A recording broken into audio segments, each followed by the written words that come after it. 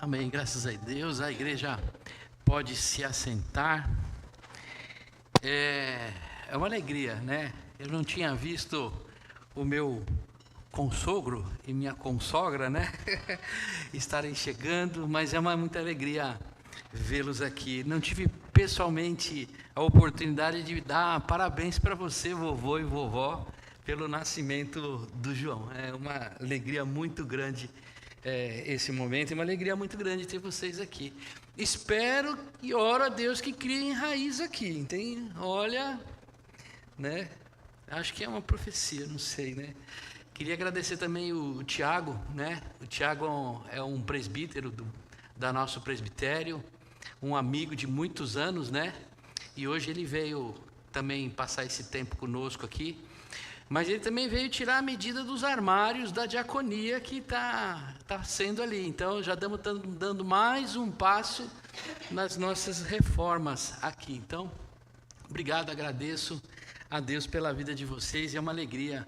A Priscila também, tá? Vou falar só do Isaías, ela vai ficar triste, né? Agradeço a presença de vocês. Eu queria abrir um espacinho aqui especial no culto de hoje, porque da semana passada para cá, a gente teve um terremoto lá na Venezuela, né? Já são mais de 1.500 mortos lá. Isso porque tem muita gente ainda que não foi resgatada. A infraestrutura de emergência do país está muito debilitada. Então, o que nós vamos pedir agora, nesse momento, interceder pelo povo da Venezuela, que o Senhor tenha misericórdia, mantenha vivo ainda aqueles que ainda podem ser resgatados, né, e que venha dar consolo à família daqueles que perderam seus parentes. Nós temos o Senhor Jesus tem igreja lá, né?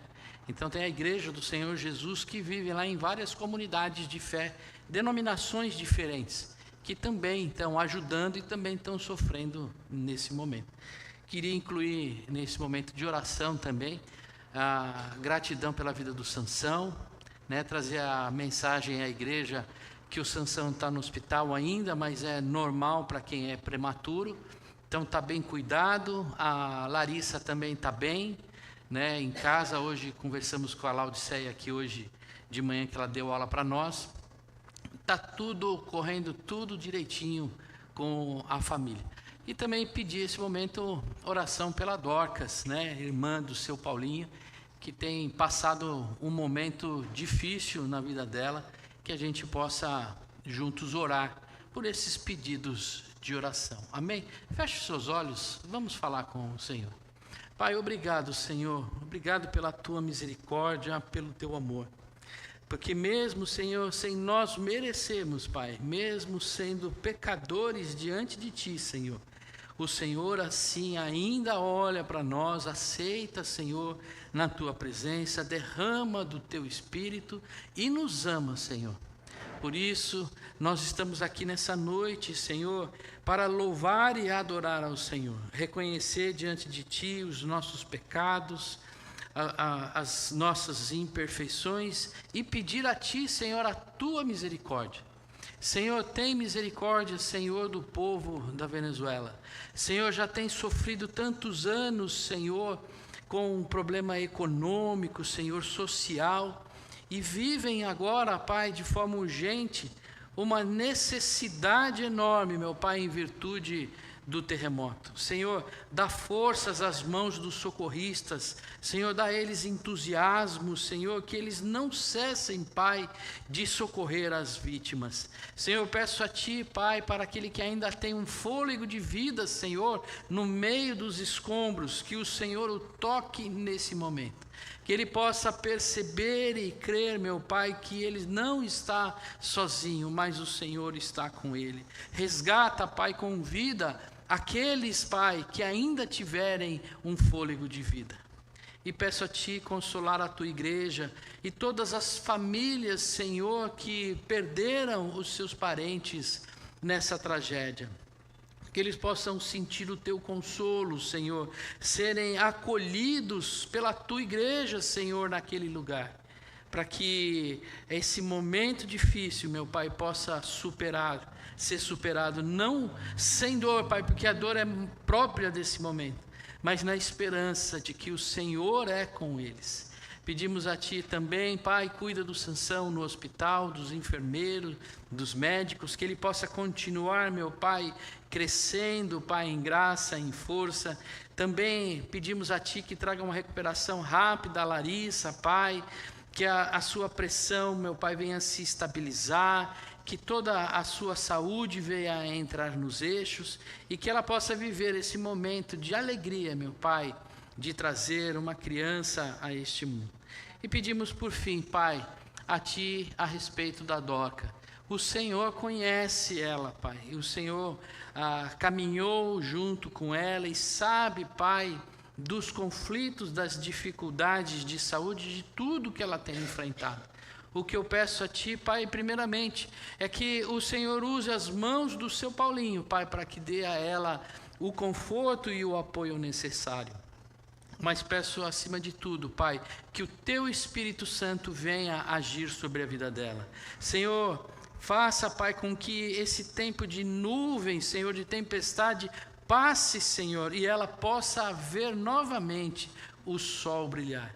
Que ela possa ver, meu Pai, os pastos novamente se tornarem verdejantes. Põe as Tuas mãos, Senhor, eu peço a Ti sobre a vida dela, em nome de Jesus. Amém. Meus amados, mais uma vez, uma alegria poder pregar a respeito da palavra do Senhor e caminhar no livro de Atos. Atos é um livro muito especial, né, relatado por Lucas, que traz a caminhada da igreja primitiva, né, a primeira igreja. Hoje, na escola dominical, nós agradecemos a vida da Laodiceia em oração, porque ela terminou a história da igreja nos primeiros 300 anos. E vou falar uma coisa, foi abençoador a aula. Quando a gente olha para nosso movimento religioso no mundo hoje, e a gente olha a aula que a gente teve, a gente fala como o mundo dá voltas, né? As pessoas não sabem que já fizeram isso no passado e não deu certo, tentam fazer de novo. Então, assim, foi uma bênção. Eu convido você que não esteve presente na aula na escola dominical, que você possa preparar o seu dia, o seu domingo de manhã, para estar conosco, para aprender a respeito da história da igreja. E quando a gente olha para Atos e olha para a história da igreja, a gente tem muito a aprender.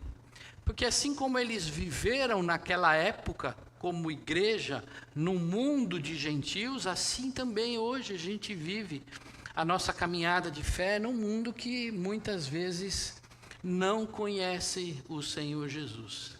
Pelo menos a base, né, da caminhada, das relações no tempo moderno, ele é bem discrepante em relação àquilo que Deus ensinou. Enquanto Deus traz a ideia de que o amor une, os tempos modernos falam que a gente tem que viver isolados, que o individualismo é mais importante, o eu é mais importante.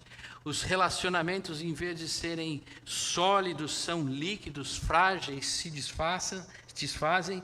E a gente põe outros deuses, outras prioridades na nossa vida, criando barreiras que impedem que a família de Deus, que as famílias vivam em unidade, em um relacionamento saudável. O Evangelho de Cristo tem o poder de unir em uma comunidade pessoas que refletem a graça de Deus, seu cuidado e sua missão no mundo. Essa é a igreja do Senhor Jesus. Um contraponto total em relação ao que a sociedade vivia naquela época e vive no tempo de hoje. Nós não estamos falando de uniformidade.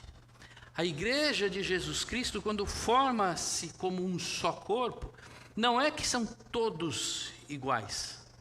São todos diferentes, mas são complementares. É como um corpo, não é um corpo não é composto de vários dedos só. Cada dedo tem um tamanho, a palma da mão é diferente. E toda essa diferença de cada órgão no nosso corpo, unidos pela cabeça, que é Cristo, então ele vive de forma alegre, feliz e de forma saudável. Imagina se no meu nariz aqui fosse um braço assim, né, Jair? Ia ser muito esquisito, né? Ou então aqui seria uma perna, tal. Eu não sei nem se Neymar conseguiria jogar bola, né? Se fosse diferente, né? Talvez depois de tanta cirurgia não esteja tantas coisas encaixadas. Nós somos levados por esse amor que nos une, nós somos levados a cultivar relacionamentos saudáveis. É isso que Cristo traz na união da igreja. Traz também servir ao outro com amor. Aquilo que a sociedade hoje diz, não precisa servir, você precisa ser servido. E mais do que tudo, não deixarmos de levar a mensagem de Deus, a mensagem da salvação àqueles que estão perdidos.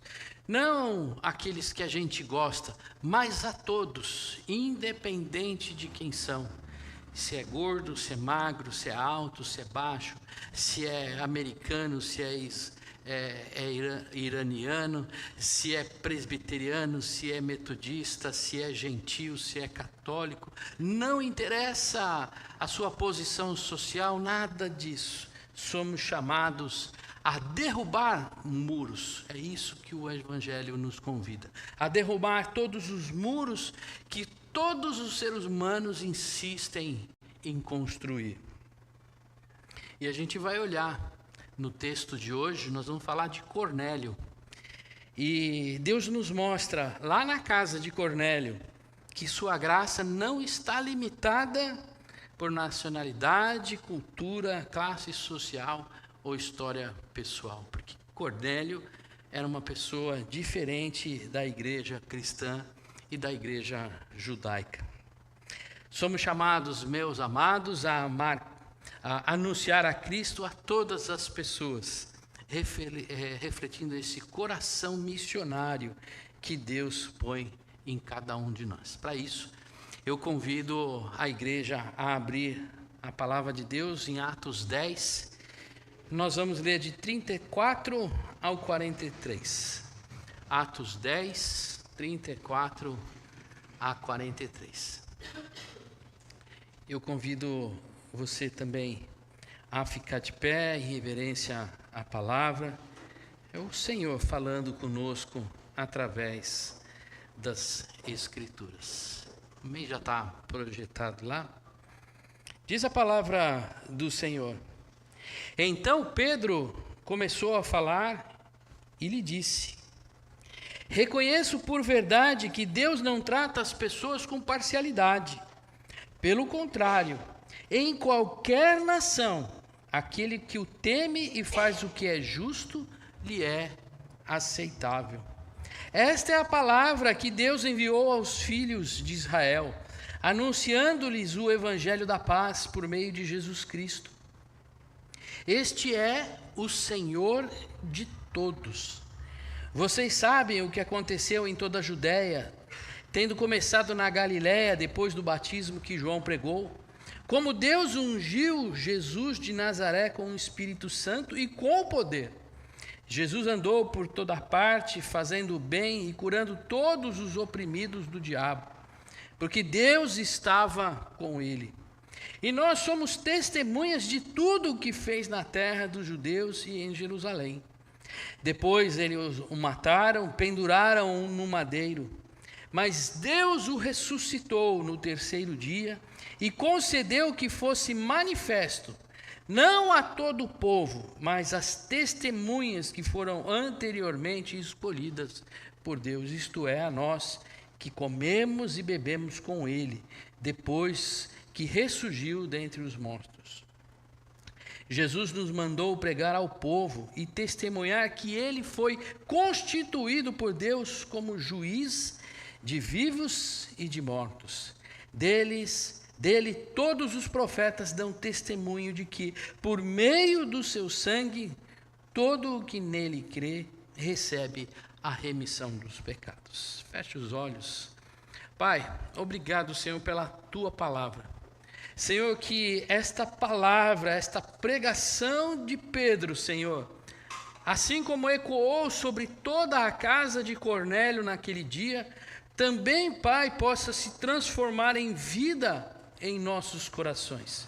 O que pedimos a Ti, Senhor, é que o Senhor nos faça crescer na nossa fé, Pai, amadurecer na nossa caminhada, para que na volta do Senhor Jesus nós estejamos preparados com as nossas vestes limpas para receber o noivo no dia da sua volta. Muito obrigado, Senhor. Fala conosco em nome de Jesus. Amém. A igreja pode se assentar.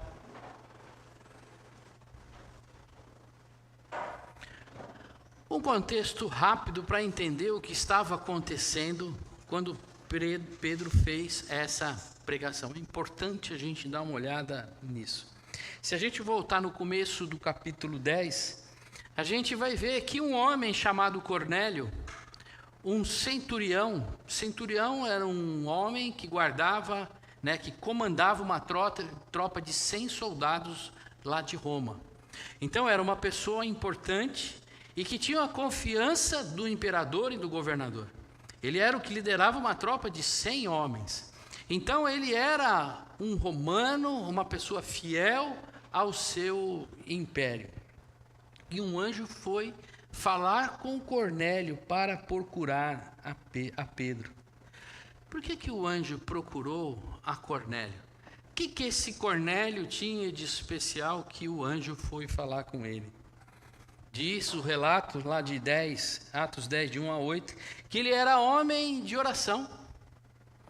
Assim como os intercessores do ministério, do Movimento Nacional Regional de Oração, do nosso presbitério, que toda terça-feira, incansavelmente, há mais de 5 anos, ou por volta de 5 anos, estão dobrando os joelhos e orando. Ele era um homem de oração, era piedoso no sentido de cumprir as suas obrigações religiosas, temente a Deus e generoso.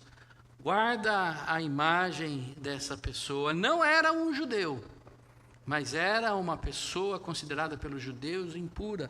Mas ele tinha tudo isso como característica da sua caminhada. E aí Deus fala com Pedro logo em seguida e diz para ele: Pedro, na verdade, Deus falou com Pedro através de um sonho que ele teve de descendo uma toalha cheia de animais impuros. E Deus falou, o anjo falou para Pedro, e falou: Pedro, come esses animais impuros. Pedro disse: pelo amor de Deus, eu sou um cara santo, eu faço tudo direitinho, como que eu vou comer animais impuros que a religião não permite? Deus colocou diante dele, colocou Pedro e a sua religiosidade em xeque. Como que eu posso comer impurezas? Pedro, no começo, não deve ter entendido muito, porque ele falou: não vou comer. Deus falou: coma, porque eu estou dizendo para você comer. Logo em seguida, vem o mensageiro de Cornélio e traz Cornélio e disse: Pedro, o Cornélio veio comer na sua casa, ou melhor, chamou você para ir na casa dele. E essa visita é algo extraordinário na vida de Pedro. Aquela visita foi um rompimento do legalismo e da atitude discriminadora de Pedro. Pastor, você está sendo muito duro com Pedro. Pedro era um homem de Deus fiel, sim. Se a gente ler um pouco mais para frente, o primeiro concílio da igreja era uma discussão teológica entre Pedro e Paulo, discutindo se necessariamente precisava os novos cristãos não prosélitos judeus, que não eram convertidos do judaísmo, se eles deveriam continuar com a circuncisão. Então Paulo achava que tinha, mesmo o convertido tinha que continuar, Pedro achava, e Paulo dizia que não podemos impor esse encargo àqueles que não viviam a legalidade, as normas, ao rigor da lei mosaica. Então Pedro era uma pessoa que trazia em si um ar duro, rígido. Imagina que ele é chamado para comer coisas impuras com uma pessoa impura. Deus, nesse momento desse encontro, certamente ele quebra Pedro no meio. Primeiro, ele tocou o coração de Pedro e falou: coma, senta à mesa com essas coisas impuras. E logo em seguida, Pedro se junta a essas pessoas que eram consideradas impuras. Não só Cornélio, mas todos aqueles que estavam na casa de Cornélio. E o que é maravilhoso, o discurso de Paulo no meio daquelas pessoas. Talvez Pedro não soubesse nem como pregar no meio daquelas pessoas, porque ele pregava para os judeus. Ele era o líder da igreja de Jerusalém. Paulo não, Paulo era o pregador dos gentios, mas Pedro tinha essa característica. Mas foi lá, naquele momento, diante daquela diversidade de pessoas, de cultura, de religião, que Pedro foi colocado para quebrar aquela discriminação, incluir essas pessoas também no reino de Deus, porque o Senhor não veio somente para o seu próprio povo, o Senhor veio para toda a humanidade. Por isso, Deus escolhe pessoas de todos os povos. O texto, ele é bem claro nisso. Pedro, quando começa a falar, ele fala aqui: reconheço por verdade, não há dúvida que Deus não trata as pessoas por parcialidade. Deus não discrimina as pessoas, não olham ela por nenhum tipo de carimbo que a sociedade humana coloca. Por isso que o Evangelho rompe essas barreiras sociais, étnicas, culturais e religiosas. Barreiras que foram os homens que ergueram. Porque, meus amados, no começo não era assim. Não havia barreiras na criação da humanidade. A diversidade fazia parte da história e da criação humana. Deus fez cada coisa diferente para que elas não competissem entre si, mas elas se complementassem. A gente pode olhar na criação, hoje na natureza, que tem o bicho que é o hospedeiro, que fica em cima de um outro, e ele vai se alimentando e vivendo a partir desse outro bicho. Mas isso faz parte da natureza humana.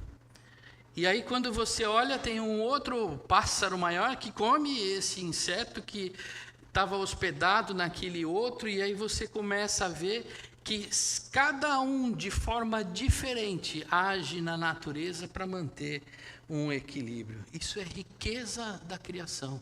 Isso é glória de Deus na vida da criação da natureza. E Deus fez uma coisa bela, cada um de nós diferentes.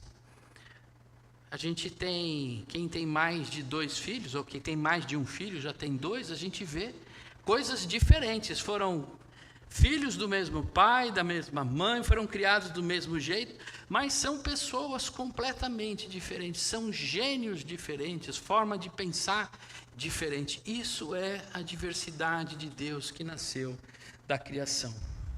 Mas o grande problema foi que o pecado entrou no mundo.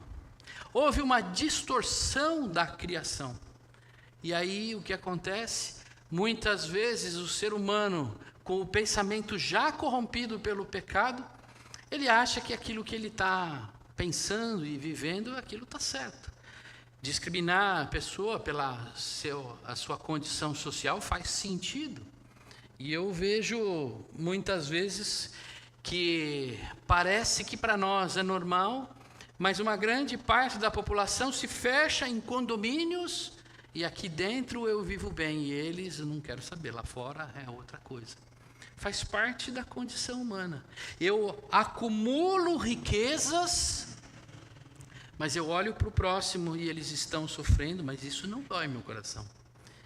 Eu vejo os maiores trilionários do mundo, se pegassem 10% da sua fortuna e investisse naqueles países que têm com problema de fome, estava solucionado por 50 anos. Tem dinheiro suficiente, mas guardam para si.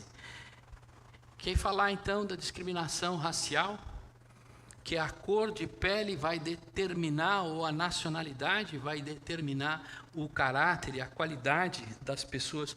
Todas essas diversidades ou essas barreiras em relação à diversidade não é criação do homem, mas é distorção do pecado. Não o pecado moral e ético, que muitas vezes nós estamos falando, de que roubou, mentiu, adulterou. Não, mas aquele pecado de Adão que transformou a visão e a vida da sociedade. Por isso que aqueles que não estão em Jesus Cristo não conseguem pensar como pensam os cristãos. Acham é uma loucura pensar do jeito que eles pensam, porque ainda estão corrompidos na sua forma de pensar. Mas essa é a má notícia, mas existe uma boa notícia. O Evangelho traz a reconciliação do homem com Deus. É a partir do Evangelho que as relações deixam de expressar o nosso sentimento, o nosso eu, a nossa forma de pensar, e passa a expressar a graça de Deus, e não mais a imperfeição dos nossos desejos. É o Evangelho que vem sobre nós e que nos muda, nos faz nascer de novo. E a igreja nada mais é do que a complementariedade do amor de Deus, da graça de Deus, como missão do Senhor de reconciliação do homem com Deus no mundo. É através da igreja, na diversidade de corpo, que tem um só propósito na caminhada: Cristo. Nós somos iguais por um único motivo. Nós temos um só Deus. Caminhamos numa só direção. Superamos as nossas diferenças, as nossas mágoas, os nossos problemas, porque temos um que nos leva a superar todas as barreiras, derrubar. E esse um é Jesus Cristo. Jesus é o Senhor de todos os seres humanos. E aí a gente já começa a derrubar por terra tudo aquilo que a igreja dos anos 100 até os anos 300 viveu. Dos catastratos, não, como que era? Dos confessos e dos caídos. Quem lembra? Dos confessados, né? Dos confessos e dos caídos. Os confessos eram os santos que se aderiram, tinham um certificado de confissão e que eram incluídos e considerados na igreja, já organizada, né? Ou se organizando. E os caídos é aqueles que não tinham certificado. Olha a barreira que a própria religião criou, separando muitas vezes a própria igreja de Jesus Cristo. E Lucas fala aqui na oração de Pedro: este é o Senhor de todos. Não importa quem ele é, onde ele está, como ele pensa, como ele se comporta, da onde que ele veio, quanto ele tem. O Senhor é o Senhor de todos. Mas não aquele Senhor que por aí dizem universalistas, que Jesus morreu e todos serão salvos independente de qualquer coisa. Não, não é esse. O universalismo aqui, o universal aqui que está te falando, é que o Senhor morreu e trouxe a justificação para todos, mas os que creem nele. Ele falou isso no texto anterior. Ele coloca aqui: pelo contrário, em qualquer nação, aquele que o teme se torna um com Cristo. E essa é a unidade. Pedro era uma pessoa que olhava para Jesus como o Senhor dos judeus, porque o Senhor Jesus veio para o seu povo, mas o seu povo o recusou, e a sua missão foi estendida também aos gentios. E Pedro olhava a vinda de Jesus e o movimento de Jesus, sim, como o Senhor, como o libertador, mas olhava como o povo de Deus, a palavra que Deus enviou a Israel. Mas como será que Cornélio olhava para Jesus? Jesus era o Senhor dos romanos, porque ele vivia debaixo da autoridade do imperador. Esse é o homem que veio, que traz a salvação. Ele é o Senhor que vai tomar Roma e conduzir, governar a partir do seu reinado. E para Lucas, Lucas era o Senhor das nações. Interessante que quem estuda um pouco, leu um pouco a Bíblia, e ele lê o primeiro evangelho, o segundo evangelho, o terceiro, quando ele chega em Lucas, ele começa a olhar que a finalidade de Lucas, na hora que relata a obra redentora de Jesus, ele não está falando para o povo judeu, mas ele está falando para os gentios, para aqueles que não faziam parte do povo judeus. E a ênfase aqui é nesse sentido, que a salvação é estendida não só a Jerusalém, a Samaria, a Judéia, mas a todos os lugares conhecidos da terra. Jesus, para Lucas, é o Senhor das nações. E para a igreja de Jesus Cristo?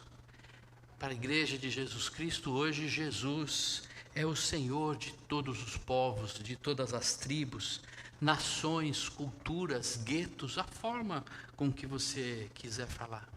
Nós tínhamos entre nós a missionária Bugra. A Bugra era um exemplo maravilhoso de o evangelho sendo pregado em cultura diferente da nossa. Ela começou o seu ministério no meio dos hippies. E ela se vestia como hippie, caminhava entre eles, tinha liberdade entre eles, mas ela não pregava o que eles criam. Ela pregava a Jesus Cristo. Ela caminhava sendo sal e luz no meio daquele povo. Isso é a igreja para todos os povos. Não importa de quem ele é descendente, não importa qual bairro que ele vive, não importa a sua classe social, não importa a sua ideologia, nada disso importa.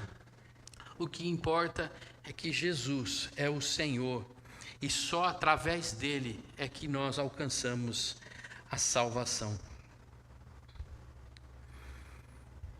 Senhor deve ser sempre o cabeça, a centralidade, e tudo deve convergir a ele e a partir dele.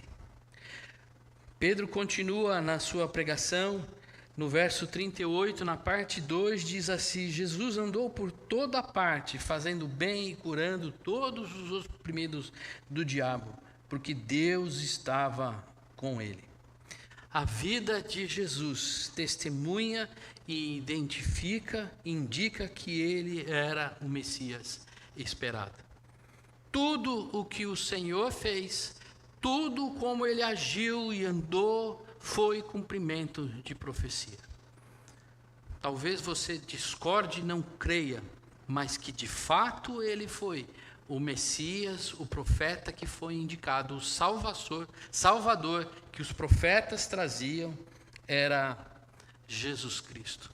Por isso, não podemos olhar para Jesus Cristo ou para o cristianismo como um sistema religioso.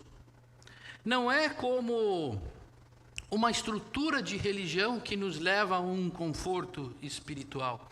Jesus Cristo foi o Deus Filho vivo e encarnado, cumprindo as profecias.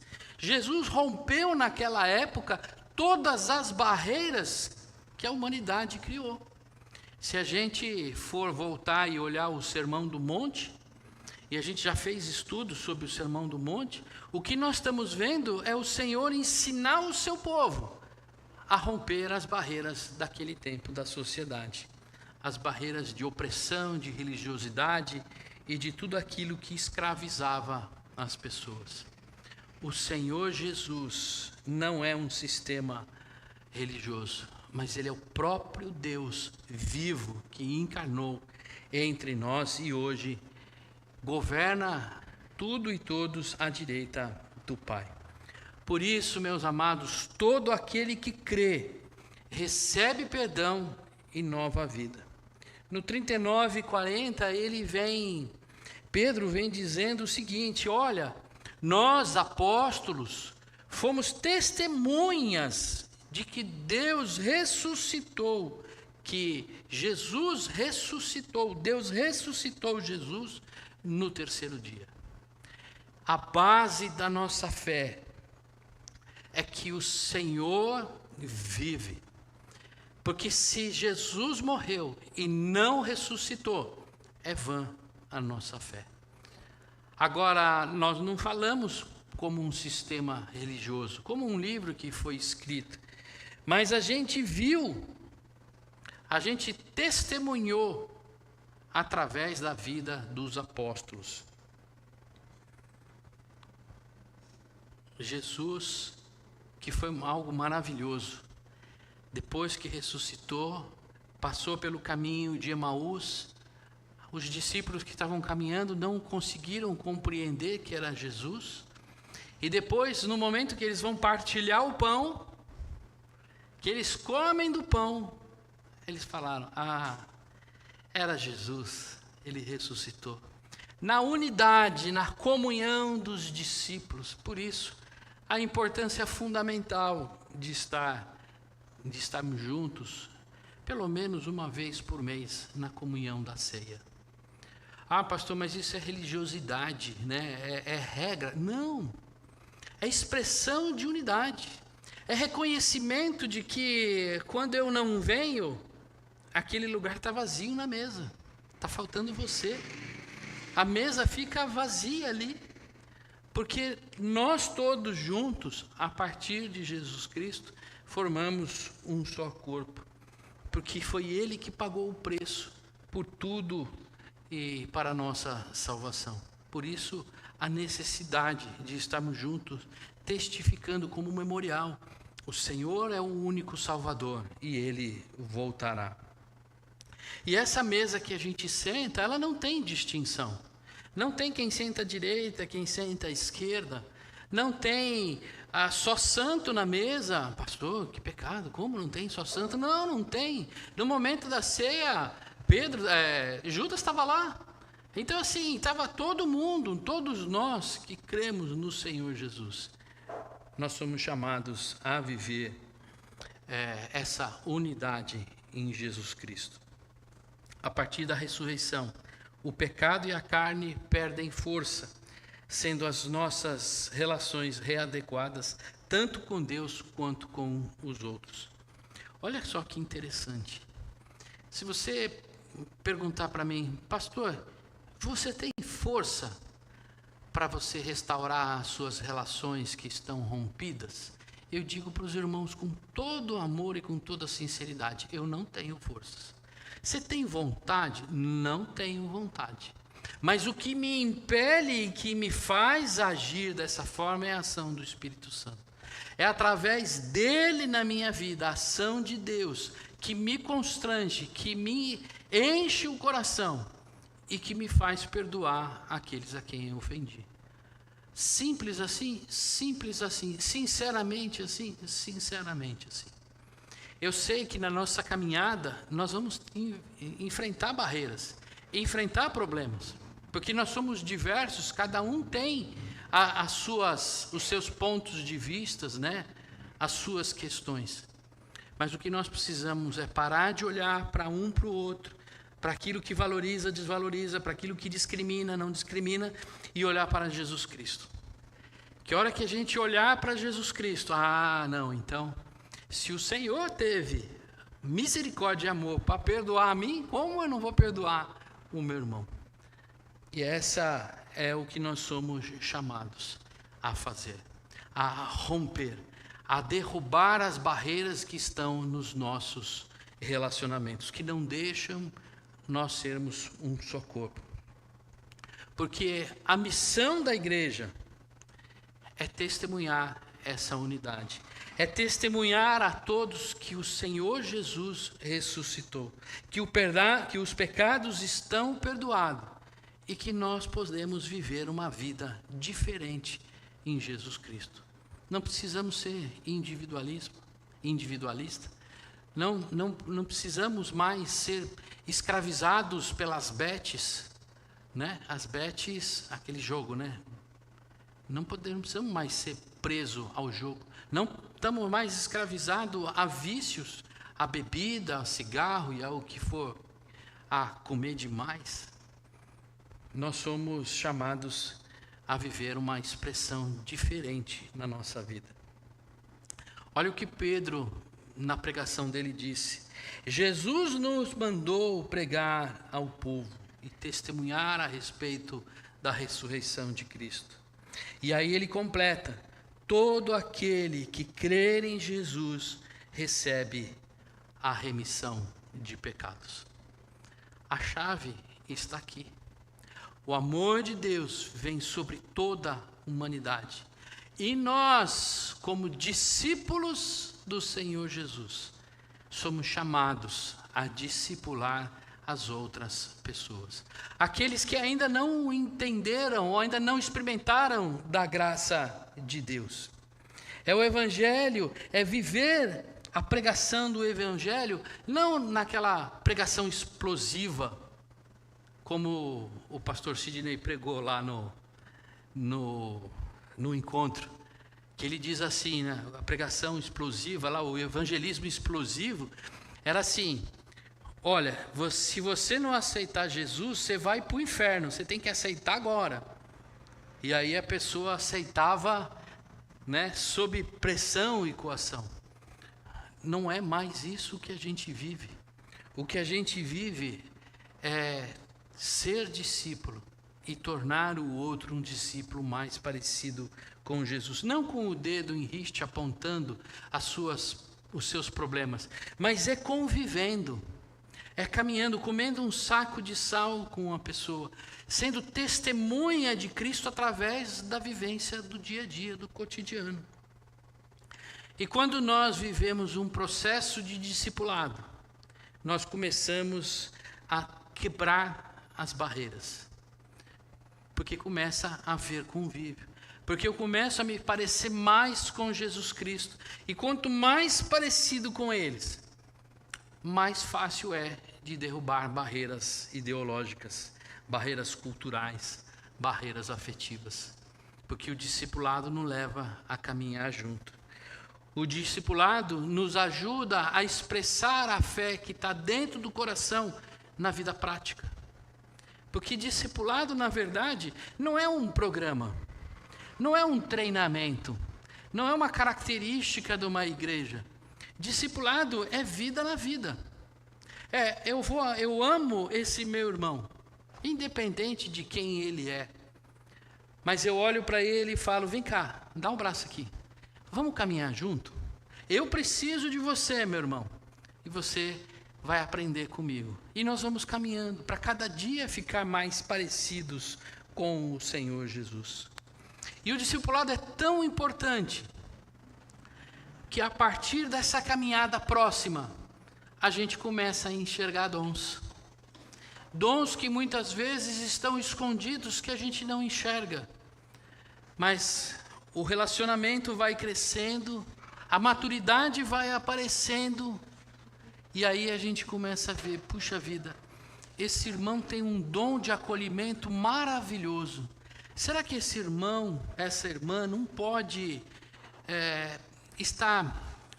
fazer essa parte do corpo de quando vem um visitante novo, que ele acolha, que ele acompanhe e dê assistência? Será que esse não pode ser um professor de ensino? E assim, cada um vai se complementando a partir dessa caminhada. O Evangelho não apenas derruba os muros que nos separam de Deus. O Evangelho derruba os muros que nos separam um dos outros. Na cruz, Jesus reconciliou os pecadores com o Pai. E começou a formar um só povo, composto sim de pessoas diferentes, mas unidas pela mesma graça. O amor sem fronteiras não é apenas uma mensagem que nós anunciamos, é uma realidade que somos chamados a viver. Depois dessa pregação, o que aconteceu, pastor? Então Pedro, quando falava essas palavras, o Espírito Santo caiu sobre todos os que ouviam a mensagem. Deus começou a agir na vida daquelas pessoas. Quando a gente reconhece que Jesus é o nosso Senhor e que Ele morreu pelos nossos pecados, é o momento que a gente abre o coração e o Senhor começa a agir. E Pedro então perguntou de forma bastante clara: será que alguém poderia recusar o batismo e impedir que eles sejam batizadas, assim como nós que recebemos o Espírito Santo? Tragam água, vamos batizar essas pessoas. Meus amados, viver em discipulado não significa se tornar membro de uma instituição religiosa. A caminhada é olhar para Jesus Cristo. Se você diz aí no seu coração: eu quero aceitar o Senhor Jesus, eu quero caminhar com esse Deus, eu quero transformar a minha vida, eu quero pensar de forma diferente, então eu convido você a fechar os seus olhos, ponha a mão no seu coração. Se você já entendeu Jesus Cristo, se você sabe que Ele é o Senhor da sua vida, feche seus olhos também e olhe para que o Espírito Santo possa agir nesse momento. Pai, a Tua palavra, Senhor, é clara, mas, Senhor, dependemos da ação do Teu Espírito, porque a mudança de vida, Senhor, a transformação começa, Pai, com o agir do Teu Espírito nas nossas vidas. Se não tiver o Teu Espírito, Senhor, então não há possível, Senhor, transformação. O que eu peço a Ti, Senhor, nessa noite, é que o Senhor toque no mais profundo do coração daqueles que ainda têm dúvidas, Senhor. Aqueles que, como estavam na casa de Cornélio, estavam ouvindo, Senhor, a Tua palavra, mas ainda não tinham experimentado do Teu Espírito. Toca, Senhor, o coração daquele que o Senhor escolheu nessa noite, Pai. E que a partir de hoje haja transformação nesse coração. Dá a ele, Senhor, coragem, Senhor, para assumir a fé. Assim como Cornélio, Pai, assumiu a fé. E assim como tantos outros, Senhor, quando foram tocados pelo Teu Espírito, Senhor, foram libertos, Senhor, eles tomaram uma decisão e seguiram o Teu caminho. Trabalha, Senhor, o coração dessas pessoas que o Senhor já tocou nessa noite. E que no desenrolar desse ano, Pai, eles possam adquirir coragem, Senhor, para dizer: Tu és o meu Senhor, Tu és o meu Salvador. Amém. Amém. Graças a Deus. Convido a igreja a ficar de pé e receber a bênção do Senhor nessa noite.